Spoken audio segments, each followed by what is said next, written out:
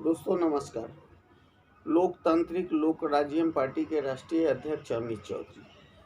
दोस्तों, आज जो कोरोना महामारी के अंदर में जो आज देख रहे हैं पूरे हिंदुस्तान के अंदर में जो हॉस्पिटल का जो दुर्दशा है, आज ये हॉस्पिटल जो है सो ब्रिटिश जमाने का जो हॉस्पिटल सब है जो जर्जर हालत में हो चुका है।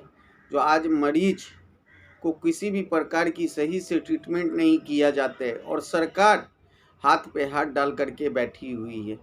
दोस्तों, भारत के संविधान में सबसे पहले लिखा हुआ है जो नागरिक को किसी भी प्रकार की समस्या नागरिक को नहीं होना चाहिए, लेकिन यहाँ पे तो गरीब जनता जो है उसी को हर एक प्रकार की समस्या से जूझना पड़ता है। संविधान का बात कहाँ कोई करता है। आज हॉस्पिटल के नाम पे कितने सालों से कितने करोड़ों कितने अरबों रुपया हॉस्पिटल के मेंटेनेंस में हॉस्पिटल के डॉक्टर के पीछे खर्चा किया गया, लेकिन आज तक कोई भी हॉस्पिटल का आप जा कर के कंडीशन देखेंगे जहां पे ऑक्सीजन से लेकर के बेड तक उपलब्ध नहीं है। और हमारे भारत देश के प्रधानमंत्री बोलते हैं जो किसी भी प्रकार की समस्या हॉस्पिटल के अंदर में नहीं होगा, जहां पे समस्या होगा वहां पे हम उसके लिए समस्या को दूर करने के लिए बैठे हुए हैं। लेकिन हम भारत के प्रधानमंत्री से पूछना चाहते हैं जो आपने समस्या दूर किया कहाँ। आज जो ब्रिटिश ज़माने के जो हॉस्पिटल सब है, पहले आपने हॉस्पिटल को सही किया क्या? आपने मुफ्त चिकित्सा उपलब्ध करवाया क्या गरीब जनता के लिए? जो आप संविधान के अंदर लिखा हुआ है जो नागरिक को मुफ्त चिकित्सा के उपलब्ध करवाया जाए, लेकिन आपने कभी ऐसा नहीं किया।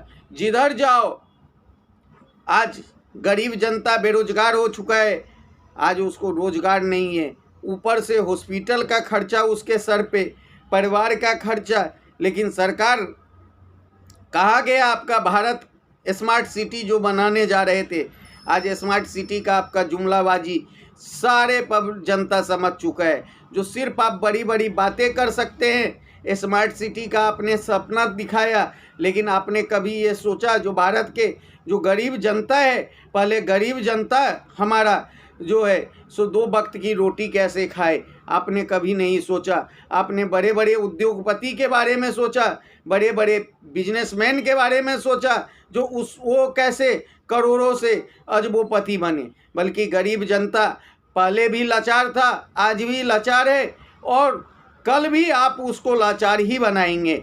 आपकी जुमलाबाजी से गरीब जनता का भला होने वाला नहीं है। यदि आपको व्यवस्था बदलना है तो आपको जड़ से मूल को स्थापित करना पड़ेगा।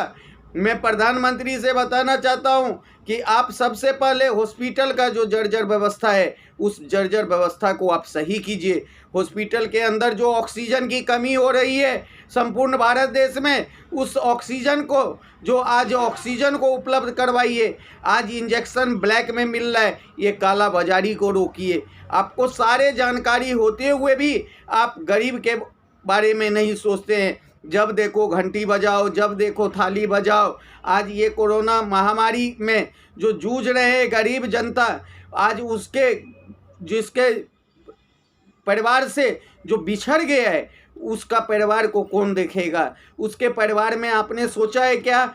जो उसके जो कमाने वाला जिस परिवार से जो खत्म हो चुका है उस परिवार के मुआवजा के बारे में आपने कभी सोचा क्या? कभी किसी को मुआवजा के बारे में आपने बताया क्या? पिछले साल लॉकडाउन में आप रेल फ्री कर रहे थे, ट्रेन फ्री कर रहे थे, बस फ्री कर रहे थे, लेकिन सारे जनता को मालूम है जो किसी ने मोबाइल बेच करके घर तक पहुंचा, किसी के पास तो चलते चलते दम तोड़ दिया रास्ते में। और वही स्थिति पिछले साल से इस बार की और गंभीर स्थिति है। लेकिन इस बार तो आप सिर्फ मौन व्रत रख करके बैठे हुए हैं। मौन व्रत से मैं सरकार को बोलता हूं, जनता आपके बारे में अच्छा ही सोचेगी, ये मत सोचिए। जनता जानता है जो आप सिर्फ जुमलाबाजी कर सकते हो। आप व्यवस्था, आज जो एम्बुलेंस की कमी है, आज एम्बुलेंस की आप पूर्ति नहीं कर पा रहे हैं हॉस्पिटल में। मरीज कैसे आएगा, कैसे उसको कहाँ पे एडमिट किया जाएगा? इसके लिए दोस्तों मैं आप लोग से गुजारिश करना चाहता हूँ, जो ये कोरोना महामारी से आप लोग डरिए मत। आप आपको यदि पॉजिटिव भी दिखता है तो आप ज़्यादा कोशिश कीजिए जो आप अपने घर पे ही रह करके आप अपनी तकलीफ़ का इलाज करवाइए, और हमें विश्वास है जो आप घर पे ही बहुत अच्छे हो जाएंगे। आप सरकार के भरोसे, सरकारी हॉस्पिटल के भरोसे यदि आप इलाज यदि कराना चाहेंगे तो फिर आपका घर वापसी आना मुश्किल है। इसके लिए दोस्तों, जो आप लोग जो ये लाइव देखते हैं, इसको ज़्यादा से ज़्यादा लोग शेयर कीजिए, और ज़्यादा से ज़्यादा लोग आप अपना अपना कमेंट्स रखिए। जो यदि इसमें कुछ बदलाव करना हो तो मैं ज़रूर आपका आवाज़ बन करके सरकार तक पहुंचाने का कोशिश करूंगा। धन्यवाद दोस्तों।